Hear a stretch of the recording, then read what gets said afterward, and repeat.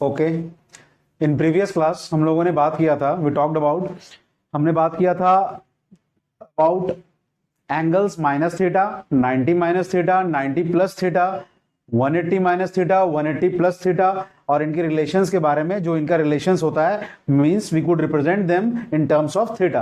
तो हमने इसके बारे में बात किया था। अभी तक देखिए, अभी हिंदी स्टूडेंट्स के साथ कुछ प्रॉब्लम आ सकता है कि एक्चुअली में जैसे मैंने कॉम्प्लीमेंट्री एंगल्स का बात किया था, सप्लीमेंट्री एंगल्स का बात किया था, तो इन्हें कहा क्या जाता है हिंदी में। तो कॉम्प्लीमेंट्री एंगल्स जो मैंने बताया था, जैसे आपको याद होगा, कुछ वर्ड्स पहले हम लोग देख लेते हैं जो हिंदी स्टूडेंट्स को काफी हेल्प करेगा। कॉम्प्लीमेंट्री एंगल्स को बोला जाता है पूरक कोण, इसे पूरक बोला जाता है, पूरक, and this is angle, angle को कोण बोला जाता है। उसी तरह सप्लीमेंट्री एंगल जो होता है, सप्लीमेंट्री एंगल्स जो होता है उसे हम कहते हैं समपूरक कोण, समपूरक कोण।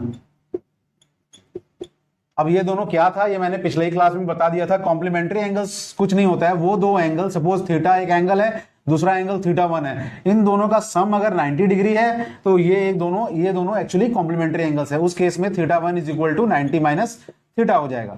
उसी तरह समपूरक कोण क्या होता है जी, अगर फिर से दो एंगल्स है, दोनों एंगल का सम अगर 180 डिग्री हो जाए तो दैट मींस, अब देखो थीटा 1 का वैल्यू कितना हो जाएगा, 180 माइनस थीटा। तो दो एंगल तब सप्लीमेंट्री होते हैं या समपूरक होते हैं जब उनका सम 180 डिग्री हो जाता है। दो एंगल तब पूरक होते हैं या कॉम्प्लीमेंट्री होते हैं जब उनका सम 90 डिग्री हो जाता है। तो ये हो गया हिंदी में कॉम्प्लीमेंट्री और सप्लीमेंट्री एंगल्स का डिफिनेशन। नेक्स्ट जो हम लोग देखेंगे, मैंने बात किया था क्वाड्रेंट्स का हम लोग बहुत यूज कर रहे थे। Quadrant, first quadrant, second quadrant, third quadrant, fourth quadrant. तो क्वाड्रेंट जो होता है उसे हिंदी में बोलते हैं, मैंने पहले भी बताया हुआ है, ये क्वाड्रेंट, इसे चतुर्थांश बोलते हैं, चतुर्थांश, इसे चतुर्थांश बोलते हैं। और प्रथम चतुर्थांश, द्वितीय चतुर्थांश means first quadrant, second quadrant, उसके बाद तीसरा, थर्ड क्वाड्रेंट, फोर्थ क्वाड्रेंट, तीसरा, तृतीय बोलेंगे उसे, तो चतुर्थांश बोलते हैं उसे। तो ये सारे वर्ड्स का यूज है जिसका यूज करके हम लोग, मतलब जो हिंदी स्टूडेंट्स हैं उनको भी हेल्प मिल सकता है। अब देखिए, पिछले क्लास के बारे में मैं कुछ डिस्कस करना चाहता हूं। पिछले क्लास में हमने जो एंड किया था वो एंड किया था जनरल सॉल्यूशन हम फाइंड कर रहे थे। जनरल सॉल्यूशन को भी हिंदी में मैं बताऊंगा, उसे एक्चुअली सामान्य समाधान बोलते हैं। मतलब जनरल सॉल्यूशन क्या होगा किसी भी पर्टिकुलर ट्रिग्नोमेट्रिक इक्वेशन का, इक्वेशन मतलब समीकरण, तो इसका क्या होगा जनरल सॉल्यूशन, तो वो हम लोग देखेंगे जो पिछले क्लास में हमने बात करना जस्ट शुरू किया था। बट उससे पहले मैं कुछ आपको पिछले क्लास का रिवीजन बता दूंगा अबाउट जो मैंने minus theta, 90 minus theta, 90 plus theta, और उसके बाद 180 माइनस थीटा, 180 प्लस थीटा के बारे में जो डिस्कस किया था। हमने ये भी डिस्कस किया था 270 प्लस थीटा, 270 माइनस थीटा। उसके बाद हमने डिस्कस किया था 360 प्लस थीटा, 360 माइनस थीटा। तो ये सारे हमने पिछली क्लास में डिस्कस किए थे। तो हम देखेंगे, अब देखेंगे इस क्लास में, एक्चुअली हमने रिमेंबर करना भी आपको सिखाया था कि कॉम्प्लीमेंट्री एंगल, मैंने क्या बताया था, इस केस में किसी भी ट्रिग्नोमेट्रिक रेशियो जो है वो अपना नेचर नहीं बदलता है, साइन साइन ही रहता है, कॉस कॉस ही रहता है, टैन टैन ही रहता है। लेकिन जब कॉम्प्लीमेंट्री एंगल का केस हो, कॉम्प्लीमेंट्री एंगल फिर से पूरक कोण जहां पे 90 माइनस थीटा या 90 प्लस थीटा हो, उस केस में जो नेचर है ट्रिग्नोमेट्रिक फंक्शन का वो चेंज हो जाएगा। साइन किस में बदलता है, कॉस में, कॉस बदलता है साइन में, टैन बदलता है कॉट में, सेक कॉसेक में, और कॉसेक सेक में। ये आपको याद रखना है। और अब किस क्वाड्रेंट में क्या होगा वो आपको मैंने पहले ही बताया था कैसे होता है वो। 180 माइनस थीटा ये सप्लीमेंट्री एंगल का केस हुआ। इस केस में भी आपका जो नेचर ऑफ ट्रिग्नोमेट्रिक फंक्शन है वो चेंज नहीं होगा। साइन साइन रहेगा, कॉस कॉस रहेगा, टैन टैन रहेगा, और बाकी सब भी जो नेचर है उनका वही रहेगा। बस साइन जो है वो डिपेंड करेगा किस क्वाड्रेंट में वो जा रहा है। अब 270 प्लस थीटा वाले केस में क्या होता था, इस केस में फिर से क्या हो जाएगा, फिर से अब साइन या कॉस कोई भी ट्रिग्नोमेट्रिक फंक्शन अपना नेचर चेंज करेगा। साइन कॉस में, कॉस साइन में, टैन कॉट में, सेक कॉसेक में, कॉसेक सेक में। उसी तरह इसमें 360 में आगे फिर से कोई नेचर चेंज नहीं होगा, जस्ट साइन डिपेंड करेगा किस साइन कौन से क्वाड्रेंट में हम लोग लेंगे। तो ये सारे चीज हमने देखे थे पिछले क्लास में। अब देखिए, अब इसको एक बार फिर से हम लोग डिस्कस कर लेते हैं कि ये कैसे होता है। अब इसका जनरल चीज आप याद रखने के लिए समझ सकते हो, अगर कोई कॉम्प्लीमेंट्री एंगल का मल्टीपल हो, मतलब अगर मान लीजिए 90 into n times minus theta, ये कोई भी अगर आप इस टाइप से रिप्रेजेंट कर दो जहां पे थीटा एक एक्यूट एंगल है। एक्यूट एंगल आप लोग जानते होंगे, एक्यूट एंगल, ये एक्यूट एंगल क्या होता है, वो एंगल होता है जो कि फर्स्ट क्वाड्रेंट में लाई करता है, जो कि 90 डिग्री से कम होता है। थीटा कोई एक्यूट एंगल है, तो किसी भी एंगल को अगर आप इस फॉर्म में रिप्रेजेंट कर दे n इंटू 90 माइनस थीटा, तो यहां पे n अगर इवन है, n अगर इवन इंटीजर है या फिर n अगर ऑड इंटीजर है, तब क्या होगा? तो याद रखिए n अगर इवन इंटीजर है तो या कितना आएगा, ये जीरो, या तो जीरो ले लेंगे, 2 ले लेंगे, 2 ले लेंगे, 4 ले लेंगे, 6 ले लेंगे, 8 ले लेंगे, तो 180 माइनस थीटा हो जाएगा, 360 माइनस थीटा हो जाएगा, 2 टाइम्स, 4 टाइम्स में 360 माइनस थीटा, उसके बाद और उसको बढ़ाएंगे 6 टाइम्स, तो उसी टाइप से 540 माइनस थीटा, इस टाइप से ये बढ़ता जाएगा। तो उस केस में क्या होगा, फिर से ये आपका जो इन सभी के लिए आ रहा है 180 माइनस थीटा के लिए, 360 प्लस थीटा के लिए, तो इस केस में क्या होता है, जस्ट क्वाड्रेंट को देखना है हमें, किस क्वाड्रेंट में वो पॉजिटिव या नेगेटिव मिलेगा ये हमें देखना है। और दूसरा चीज देखना है, अगर ये इवन है तो नेचर जो है ट्रिग्नोमेट्रिक फंक्शन का वो सेम रहेगा। नेचर ऑफ ट्रिग्नोमेट्रिक फंक्शन मतलब साइन रहेगा, कॉस रहेगा, वो सेम रहेगा, सेम। ठीक है, ये याद रखो कि nature of trigonometric function same रहेगा। उसी तरह n अगर ऑड हो जाए तब क्या होगा, तब तो फिर से हम लोग क्वाड्रेंट देखेंगे कि किस क्वाड्रेंट में लाई कर रहा है, किस क्वाड्रेंट में ये चीज जाके किस क्वाड्रेंट में लाई करेगा। लेकिन इसके साथ साथ हम लोग ये भी देखेंगे कि ये n जो है अगर ऑड है, मतलब ये अगर 90 माइनस थीटा है 1 के लिए, अगर 3 से मल्टीप्लाई कर दें 270 माइनस थीटा है, उस तरफ 5 से मल्टीप्लाई करके देख लो, तो इन सभी के लिए क्या होगा, अगर n जो है वो एक ऑड मल्टीपल है तो फिर क्या होगा, नेचर जो है वो साइन का, वो ट्रिग्नोमेट्रिक फंक्शन का वो चेंज हो जाएगा। Nature of trigonometric function changes, और चेंज होके क्या हो जाता है, आपको पता ही है, साइन क्या बदल जाता है, साइन बदल जाता है कॉस में, कॉस बदल जाता है साइन में, टैन बदल जाता है कॉट में। ठीक है, ये आपको याद रखना है, टैन बदल जाता है कॉट में, सेक बदल जाता है कॉसेक में, कॉसेक बदल जाता है सेक में। ठीक है, बच गया आपका कौन सा, कॉट बदल जाता है टैन में। तो ये आपको याद रखना है, ये होता है nature of trigonometric function change. अगर आपका n जो है वो ऑड मल्टीपल है, मतलब ये आपका अगर 90 माइनस थीटा है या 270 माइनस थीटा है या आपका 450 माइनस थीटा है, तो इस टाइप से अब उसके बाद आपको लेकिन क्वाड्रेंट देखना पड़ेगा, किस क्वाड्रेंट में वो लाई कर रहा है, ये पूरा चीज अगर जिस क्वाड्रेंट में लाई करेगा उसके अकॉर्डिंग इसका साइन हो जाएगा, और नेचर को चेंज करने के बाद। तो ये आपको याद रखना है, इस टाइप से आप किसी भी फंक्शन का आप निकाल सकते हो। जैसे मैं कुछ एग्जांपल भी 1-2 लेके आपको बता दे रहा हूं कि कैसे होगा वो। ओके, आप इसको नोट करना चाहें तो आप पॉज करके नोट कर लीजिए, ये बहुत इंपॉर्टेंट है। इस टाइप से आप किसी भी एंगल को आप रिप्रेजेंट कर सकते हैं, किसी भी, अगर मान लीजिए साइन 270 प्लस 30 डिग्री दे दे, यानी अगर 300 डिग्री दे दे, तो आप इसको सिंपल एक्यूट एंगल के फॉर्म में लिख सकते हो। ये आपको देखो किस क्वाड्रेंट में आ गया, ये 27, मैंने पहले ही बता दिया ये n ऑड मल्टीपल है। ऑड मल्टीपल के केस में क्या होगा, आपको सिंपली पता है कि इसका नेचर चेंज हो जाएगा, साइन क्या बन जाएगा, ये कॉस बन जाएगा, और 30 डिग्री तो आएगा ही, ये एक्यूट एंगल। अब इसका साइन मतलब क्या पॉजिटिव होगा कि नेगेटिव, वो कैसे देखेंगे, किस क्वाड्रेंट में है भाई, first, second, third, fourth quadrant में चला गया 270 प्लस, तो फोर्थ क्वाड्रेंट में साइन क्या होता है, फोर्थ क्वाड्रेंट में साइन क्या होता है, नेगेटिव होता है। तो साइन अगर नेगेटिव होता है तो माइनस कॉस 30 डिग्री, इस टाइप से आपको बनाना पड़ेगा, क्योंकि परपेंडिकुलर नेगेटिव है, तो इस टाइप से आपको बनाना पड़ेगा। तो अभी हम लोग कुछ एग्जांपल्स भी देखेंगे। ओके, नेक्स्ट में देख लेते हैं हम लोग कुछ एग्जांपल्स, जिससे आप लोग डायरेक्टली, अब cos 30 डिग्री का आपको वैल्यू पता है, cos 30 डिग्री √3/2 होता है, तो भाई साइन 300 डिग्री ये माइनस √3/2 हो गया। ओके, अब हम लोग कुछ इसी तरह के एक दो एग्जांपल देख लेते हैं ताकि आपका कॉन्सेप्ट क्लियर हो जाए। अब बाकी जो इससे रिलेटेड आपके जेई के क्वेश्चंस, मेंस के, एडवांस के क्वेश्चंस जो हैं, या फिर अदर जो कॉम्पिटिटिव एग्जाम्स में है, वो भी मैं करवाऊंगा, बट उसका अलग क्लास होगा, वो अलग प्लेलिस्ट में भी मैं ऐड कर रहा हूं, आप उसको देख सकते हैं, वो हम करेंगे। अब देखिए, अब इसी टाइप से हम लोग 1-2 एग्जांपल और ले सकते हैं। अगर मान लीजिए मैं बोल दूं साइन 450 माइनस अगर आप मान लीजिए मैं 420 डिग्री की बात करूं, साइन 420 डिग्री, आप क्या निकाल सकते हो, आप देखो इसको 360 प्लस 60 भी लिख सकते हैं। क्या क्या लिख सकते हैं, पहले आप वो लिख लो, 360 प्लस 60 लिख सकते हैं, ठीक है। लेकिन n का मल्टीपल इसको करना है न, किसका, 90 का मल्टीपल, तो n इंटू 90 कर दो तो 4 इंटू 90 हो जाएगा। ये 4 क्या है, इवन मल्टीपल है। इवन मल्टीपल के केस में आपको पता है क्या होता है, इवन मल्टीपल के केस में क्या होता है जी, सेम जो आपका फंक्शन है वो फंक्शन ही रह जाएगा, और जो साइन है वो डिपेंड करेगा किस क्वाड्रेंट में चला जाएगा, 360 घूमने के बाद 60, फर्स्ट क्वाड्रेंट तो साइन तो पॉजिटिव ही रहेगा, तो इसको डायरेक्टली साइन 60 डिग्री लिख सकते हैं। तो इस तरीके से, अब इसका वैल्यू पता है आपको √3/2, इस तरीके से आप किसी का भी निकाल सकते हो। अगर मैं साइन 540 की बात करूं, साइन 540 को कैसे लिख सकते हो आप? अब साइन 540 को लिखने का है, फिर से आप साइन n टाइम्स 90 का मल्टीपल और इसको प्लस में थीटा कर दो, तो कितना आ जाएगा? सपोज माइनस में भी थीटा कर सकते थे, प्लस अभी देख लो प्लस में थीटा मैंने कर दिया, तो ये देखो कितना हो जाएगा 5 टाइम्स, ये कितना हो जाएगा? ये तो डायरेक्टली 540, ये आपका कुछ नहीं है, 190 का 6 टाइम्स का मल्टीपल है, तो ये तो वैल्यू 0 ही होगा, इसको कुछ करना नहीं है, ठीक है।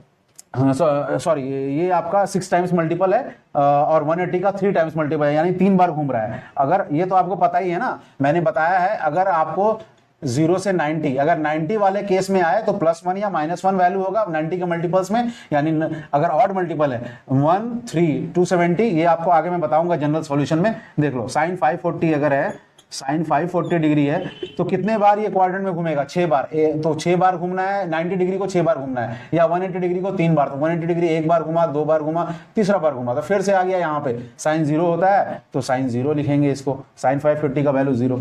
तो ये सब आपको पता है, मैंने आपको देखना सिखा दिया है कैसे देख सकते हैं, ठीक है। अब देखिए, और अगर आप इससे जाते तो आप इसको लिखते हैं साइन क्या लिखते हैं? n इंटू 90 प्लस थीटा, तो ये तो डायरेक्टली 6 टाइम्स थीटा था, ये इवन फंक्शन था, और थीटा का वैल्यू यहाँ पे 0 डिग्री है, तो 0 डिग्री साइन 540, तो आपको पता ही है क्या होता है जी, फंक्शन तो नेचर चेंज नहीं करेगा, साइन का साइन रह जाएगा। अब पॉजिटिव होगा कि नेगेटिव होगा, किस क्वाड्रेंट में है? तो देख लो ये सेकंड क्वाड्रेंट में होगा, प्लस ये सेकंड क्वाड्रेंट में आ रहा है, तो सेकंड क्वाड्रेंट में साइन पॉजिटिव होता है, तो साइन 0 क्या होगा? 0 ही होगा। अब नेगेटिव भी लोगे तो अगर आपका एकदम जो क्रिटिकल पॉइंट पे आ जाए, यानी 180 पे आ जाए या -180 पे, जिस पे बोलो, तो आपको उसको वैल्यू जो है वो 0 के लिए वो 0 ही आएगा, साइन 0 का वैल्यू 0 ही होता है, ठीक है। पॉजिटिव लो नेगेटिव लो कोई फर्क नहीं पड़ता है। तो साइन 540 का वैल्यू हो गया 0। इस टाइप से आप किसी भी एंगल का वैल्यू आप निकाल सकते हो, बशर्ते कि आपका एक्यूट एंगल जो है वो जो आए उसका वैल्यू, ट्रिग्नोमेट्रिक रेशियो का उसका वैल्यू आपको पता होना चाहिए। मतलब ऐसा नहीं कि साइन 40 डिग्री आ जाए, तो साइन 40 डिग्री आप कैसे निकालोगे? बिकॉज उसका वैल्यू तो आपको एग्जैक्ट पता नहीं है, तो जो पता है उसके लिए आप वैल्यू बोल सकते हो, अदरवाइज उसका ट्रिग्नोमेट्रिक रेशियो बोलना पड़ेगा एक्यूट एंगल का। साइन 40, साइन 35, इन सभी का वैल्यू पता नहीं है, तो इसका जो है एग्जैक्ट वैल्यू हम लोग नहीं बता सकते हैं, इसका हम लोग ट्रिग्नोमेट्रिक रेशियो के फॉर्म में ही बताना पड़ेगा हमें। ओके, नेक्स्ट जो हम लोग बात करेंगे वो बात करेंगे, अभी हम लोग बात करेंगे नेक्स्ट जनरल सॉल्यूशन का बात कर रहे थे, तो हम लोग बात कर रहे थे general solution of trigonometric equation. हम लोग बात करेंगे, नेक्स्ट टॉपिक लिख लीजिए आप,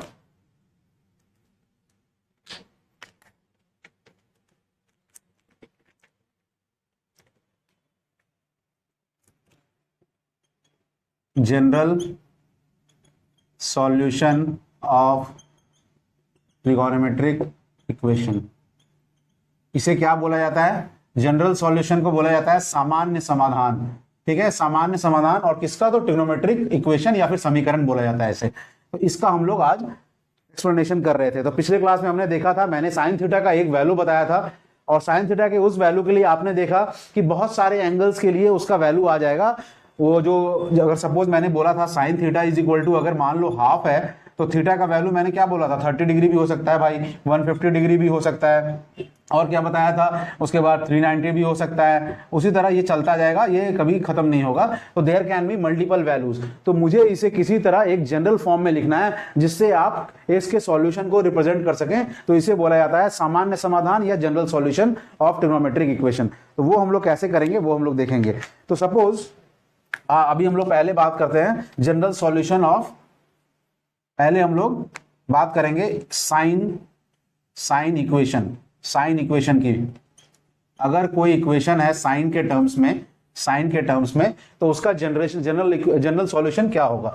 तो suppose sine theta is equal to दिया हुआ है, suppose there is a value given, sine theta is equal to something, इसका वैल्यू सपोज दिया हुआ है आपको, सपोज बीटा इज गिवन, तो थीटा इज इक्वल टू क्या होगा? Suppose it is sine inverse beta. ये इनवर्स अभी आपने पढ़ा नहीं है, पर पढ़ोगे आगे। तो इस केस में देखो, ये सपोज एक एंगल आएगा अल्फा, सपोज ये एक एंगल अल्फा आ गया, मतलब अगर 1/2 होता तो ये 30 डिग्री आ जाता, अब इसको अल्फा, थीटा का वैल्यू, एक वैल्यू तो अल्फा होगा, लेकिन बाकी सारे वैल्यूज क्या होंगे वो मुझे देखना है। एक वैल्यू तो अल्फा है जो आपका फर्स्ट क्वाड्रेंट में, सपोज ये अल्फा है, ठीक है, ये अल्फा एंगल है और ये बीटा जो है इसका वैल्यू है, साइन अल्फा का वैल्यू है। तो थीटा का वैल्यू मान लो पहला अल्फा आ गया। दूसरा वैल्यू और क्या हो सकता है, आपको पता है, अगर इधर से भी हम इस पॉइंट पे भी देखें तो ये पॉइंट तो वैसे एक्चुअली पाई माइनस अल्फा का होता है, जहां पे अल्फा इधर से है। Pi sine pi minus alpha भी साइन अल्फा ही होता है, आपको पता है। अगर मैं बोलूं साइन पाई माइनस अल्फा कितना होगा, ये आपको पता है, ये सेकंड क्वाड्रेंट में है, साइन पॉजिटिव होगा, साइन पॉजिटिव होगा, और जो आपका जो परपेंडिकुलर है वो परपेंडिकुलर अगर पॉजिटिव है तो ये आपको सिंपली अल्फा लिखना है, साइन अल्फा, ठीक है। पॉजिटिव है तो साइन अल्फा ही लिखोगे, ठीक है। तो इस केस में देखो, अब आपने लिख दिया साइन अल्फा। अब देखो ये दोनों चीज तो बराबर है, तो यानी कि यहां पे हम लोग इसका सॉल्यूशन, दूसरा सॉल्यूशन पाई माइनस अल्फा भी लिख सकते हैं। तीसरा सॉल्यूशन क्या होगा देखो फिर से, अब ये थर्ड क्वाड्रेंट में, लेकिन साइन क्या हो जाएगा, नेगेटिव हो जाएगा, यानी ये बीटा का वैल्यू नेगेटिव हो जाएगा। मैं अभी मान रहा हूं कि बीटा इज पॉजिटिव, तो अगर ये पॉजिटिव वैल्यू है तो ये कहां कहां पे देगा, इस क्वाड्रेंट में नहीं देगा, इस क्वाड्रेंट में नहीं देगा, क्योंकि दोनों क्वाड्रेंट में साइन का वैल्यू नेगेटिव होगा, क्योंकि परपेंडिकुलर नेगेटिव हो जाएगा। तो फिर से ये कहां पे घूम के आएगा, फिर से आएगा फर्स्ट क्वाड्रेंट में घूम के, तो चारों क्वाड्रेंट घूमने के बाद फिर फर्स्ट क्वाड्रेंट में आएगा। तो यहां पे फिर से इसका वैल्यू बोल सकते हैं 2 पाई प्लस अल्फा, क्योंकि ये इसने दोनों चारों क्वाड्रेंट घूम लिया है, तो ये 2 पाई एंगल घूम चुका है। अब इसका जो वैल्यू होगा वो 2 पाई प्लस अल्फा होगा, तो इसका वैल्यू 2 पाई प्लस अल्फा भी बोल सकते हैं। उसके बाद यहाँ पे क्या बोल सकते हैं, देखो 2 पाई तो ये है, 2 पाई प्लस अल्फा ये है, ये 4 पाई पॉइंट है, 4 पाई में से अल्फा घट गया तो यहाँ वाला पॉइंट हुआ 4 पाई माइनस अल्फा, ठीक है। तो ये भी सॉल्यूशन हुआ एक। तो इस टाइप के आपके डिफरेंट सॉल्यूशंस आएंगे, तो इनको रिप्रेजेंट कैसे करूं मैं, ये देखना है हमें। देखो सॉल्यूशन कैसे रिप्रेजेंट करोगे, इसका अदर तरीका भी देखेंगे, पर अभी जो मैं बता रहा हूं वो तरीका देखो। सपोज अब देखो ये इस तरीके में, देखो क्या है, सपोज ये अल्फा है, ये पाई माइनस अल्फा है इसको सपोज मैं n इक्वल टू 0 पॉइंट के लिए मानता हूं, इसको n इक्वल टू 1 पॉइंट के लिए मानता हूं, इसको n इक्वल टू 2 पॉइंट के लिए मानता हूं। इस तरीके के आपको मतलब n इक्वल टू इन्फिनिटी या n equal to minus infinity, कुछ भी कहीं तक जा सकता है n का वैल्यू। तो आप इसको कैसे जनरल फॉर्म में लिखोगे वो देखो। तो थीटा का वैल्यू उस केस में जनरल फॉर्म में हो जाएगा n pi plus -1 to the power n alpha. देखो ऐसा मैंने क्यों लिखा है, देखो इसका ऐसा मैंने क्यों लिखा है, अगर मैंने n का वैल्यू 0 दे दिया तो n का वैल्यू 0 दे दिया तो ये हो जाएगा 0 टर्म, -1 टू दी पावर किसी भी वैल्यू का पावर 0 1 होता है, कोई भी वैल्यू अननोन वैल्यू कुछ भी रहे उसका पावर अगर 0 है तो 1 होगा। तो ये n इक्वल टू 0 के लिए तो पता है अल्फा दे रहा है, n इक्वल टू अब तुम देख लो 1 पुट कर दो, 1 के लिए क्या देगा जी, प्लस क्या देगा, पाई देगा, और ये देगा माइनस अल्फा। तो n इक्वल टू, क्योंकि n इक्वल टू 1 के लिए -1 टू दी पावर 1 क्या हो जाएगा, -1, तो ये हो जाएगा पाई माइनस अल्फा। उसी तरह n इक्वल टू 2 पुट करोगे तो देखो 2 पाई, ये 2 पाई हो जाएगा, और 2 पाई के बाद ये देखो कितना हो जाएगा, 2 पाई माइनस, ये देखो कितना हो जाएगा, ये स्क्वायर हो जाएगा ना, -1 का स्क्वायर, तो ये पॉजिटिव हो जाएगा, तो 2 पाई प्लस अल्फा आ जाएगा। उसी तरह अब ये अच्छा ये 0.3 पाई माइनस अल्फा होगा, सॉरी, क्योंकि 2 पाई घूमने के बाद आप 1 पाई और घूम रहे हो ना, तो ये 3 पाई माइनस अल्फा होगा। तो अगर n इक्वल टू 3 पुट कर दो तो ये 3 पाई प्लस, अब n इक्वल टू 3 है तो -1 to the power 3 is negative, तो माइनस अल्फा आएगा, ये 3 पाई माइनस अल्फा आ जाएगा। तो इसी तरह ये n इक्वल टू 3 के लिए आ जाएगा। अब ये उसी तरह नेगेटिव साइड में अगर मैं घूमना चाहूं, अगर n इक्वल टू -1 के लिए मैं लिखना चाहूं, n इक्वल टू -1 के लिए, तो क्या लिख सकते हो, देखो ये हो जाएगा माइनस पाई, ये हो जाएगा माइनस पाई, और ये कितना हो जाएगा, -1 to the power -1 into alpha. अब देखो ये माइनस पाई प्लस 1 बाई -1 कितना होगा, ये तो 1 बाई -1 लिखते हैं ना, अगर टू दी पावर -1 हो तो उसको रेसिप्रोकल कर देते हैं, 1 बाई -1 इंटू अल्फा। इसको लिख सकते हैं हम directly minus pi minus alpha, तो ये आ जाएगा माइनस पाई माइनस अल्फा। और ये कुछ नहीं है, माइनस पाई माइनस अल्फा भी आपका एक सॉल्यूशन है, क्योंकि देखो माइनस पाई माइनस अल्फा क्या होगा, अगर आप ऐसे देखो इसको हम ब्रैकेट में ले ले, अगर माइनस पाई प्लस अल्फा लिख सकते हैं क्या पूरा ब्रैकेट में, ये भी लिख सकते हैं। तो ये अब देखो कुछ नहीं है, यहां से अगर घूमना शुरू किए तो मैं पहले -पाई घूमूंगा, उसके बाद एक और अल्फा घूम जाऊंगा, मतलब -पाई प्लस अल्फा, तो यहां पे आ गया, तो ये तो सॉल्यूशन है ही। तो इस तरह नेगेटिव डायरेक्शन जो आएगा उसका भी वो भी एक सॉल्यूशन होगा। -2 के लिए भी देखोगे तब भी सॉल्यूशन आएगा, -2 के लिए कितना हो जाएगा, ये -2 पाई हो जाएगा, ये पॉजिटिव हो जाएगा, -1 टू दी पावर -2 हो जाएगा, ये हो जाएगा 1/-1 का स्क्वायर, स्क्वायर होने पे ये पॉजिटिव हो जाएगा, तो ये बच जाएगा -2π प्लस अल्फा। -2π प्लस अल्फा क्या होगा जी? -2π प्लस अल्फा क्या हो जाएगा बताओ? अगर मैं बात करूं -2π प्लस अल्फा, ये कितना हो जाएगा? तो देखो ये -2π मतलब पूरा, ठीक है, और -2π प्लस अल्फा इसमें उल्टा डायरेक्शन में यहां आ जाएगा, क्योंकि देख लो अगर इसको मैं ब्रैकेट में ले लूं तो ये ऐसे लिख सकता हूं मैं, तो यानी मुझे नेगेटिव डायरेक्शन में घूमना है, लेकिन कितना घूमना है? 2π माइनस अल्फा। तो ये नेगेटिव डायरेक्शन है, मैं माइनस साइन तो है ही मेरे पास, और मुझे घूमना कितना है? तो पूरा 2π नहीं घूमना है, उससे अल्फा कम घूमना है, तो ये भी सॉल्यूशन होगा। तो नेगेटिव डायरेक्शन में n इक्वल टू -2 के लिए ये वैल्यू आता है। तो इसी तरह ये एक जनरल सॉल्यूशन हुआ। तो थीटा इक्वल टू, ये आप याद रखो, nπ plus -1 to the power n alpha is the general solution of sine theta. Sine theta is equal to sine alpha, अगर अल्फा एक एक्यूट एंगल है। मतलब इसको हम बता सकते हैं, आप इसको नोट कर लो, पॉज करके नोट कर लो इसको एक बार। तो इस केस में मैंने देखा कि साइन थीटा का वैल्यू अगर साइन अल्फा के बराबर है, और अल्फा कुछ नहीं है, एक एक्यूट एंगल है जो कि फर्स्ट क्वाड्रेंट में लाई कर रहा है, तो उसका जो जनरल सॉल्यूशन होगा थीटा का वो ये होगा। ये हमने देखा अगर साइन इक्वेशन का जनरल सॉल्यूशन क्या होता है। ओके, इसको मैं रब कर रहा हूं। तो अगर मैंने जो स्टेटमेंट दिया means if sine theta is equal to sine alpha where alpha is in first quadrant. Alpha जो है कहां पे है? फर्स्ट क्वाड्रेंट में है, ठीक है। तो अल्फा जो है कहां पे है? फर्स्ट क्वाड्रेंट में। साइन मतलब बीटा यहां पे क्या था? कुछ नहीं था, साइन अल्फा के बराबर था, क्योंकि साइन इनवर्स बीटा क्या आ रहा है? अल्फा ही आ रहा है, ये एंगल आ रहा है। तो sine theta is equal to, अगर साइन अल्फा दिया हुआ है मुझे, और अल्फा उस समय अगर फर्स्ट क्वाड्रेंट में है, मतलब सपोज अगर sine theta equal to half दिया रहता, और हाफ को हम साइन 30 डिग्री लिख देते हैं, तो sine theta is equal to, अगर साइन 30 डिग्री है तो उसका जो जनरल सॉल्यूशन होगा वो होगा theta equal to nπ plus -1 to the power n into 30 degree. ये डिग्री में अगर लिखना है, तो अगर रेडियन में लिखना है तो अल्फा को क्या लिखोगे? 30 डिग्री को π/6, ये आपको पता ही है। तो इस टाइप से इसका जनरल सॉल्यूशन हो जाएगा। Then theta is equal to, आप लिख लो, ये आपको बहुत इंपॉर्टेंट है। अगर साइन का सॉल्यूशन हो तो थीटा का सॉल्यूशन हो जाता है, sine theta equal to sine alpha का सॉल्यूशन हो जाता है general solution nπ plus -1 to the power n into alpha. ये बहुत इंपॉर्टेंट है, नोट इट डाउन। और हम लोग इसके बाद हम लोग नेक्स्ट जो डिस्कस करने जाएंगे, इसके बाद जो नेक्स्ट डिस्कस करेंगे वो डिस्कस करेंगे हम लोग, उसके बाद नेक्स्ट जो हम लोग डिस्कस करने जा रहे हैं वो डिस्कस करेंगे कॉस का। कॉस का जनरल सॉल्यूशन क्या होगा किसी भी पर्टिकुलर इक्वेशन के लिए। तो हमने देखा कि ये किसी भी n के लिए, वेयर n बिलोंग्स टू एक, ये n को वैल्यू क्या देंगे? कोई भी रियल वैल्यू नहीं दे सकता। रियल मतलब ये नहीं कि पॉइंट डेसिमल में दे देंगे, it belongs to an integral value z, यानी z, और z का वैल्यू क्या होगा? -∞ से लेकर +∞ के बीच में कोई भी इंटीग्रल वैल्यू, मतलब -1, -2, -3, -4 या 0, 1, 2, 3, 4 कुछ भी। तो ये वैल्यू हो सकता है थीटा का। आपको सॉल्यूशन अगर निकालना है तो n का कोई भी वैल्यू पुट कर दो, वो सारे सॉल्यूशन होंगे। ओके, साइन इक्वेशन का ये हो गया जनरल सॉल्यूशन, या फिर जो आपका सामान्य जो समाधान है वो ये आपको दे देगा साइन इक्वेशन का। अगर साइन थीटा इक्वल टू कोई वैल्यू आपको दिया हुआ है और उसको आपने एक्यूट एंगल के टर्म में लिख लिया है। तो अब नेक्स्ट क्लास में जो हम लोग देखेंगे वो देखेंगे कि कॉस का सॉल्यूशन क्या होगा, कॉस के इक्वेशन का सॉल्यूशन क्या होगा। तो होपफुली ये आपको समझ में आया होगा।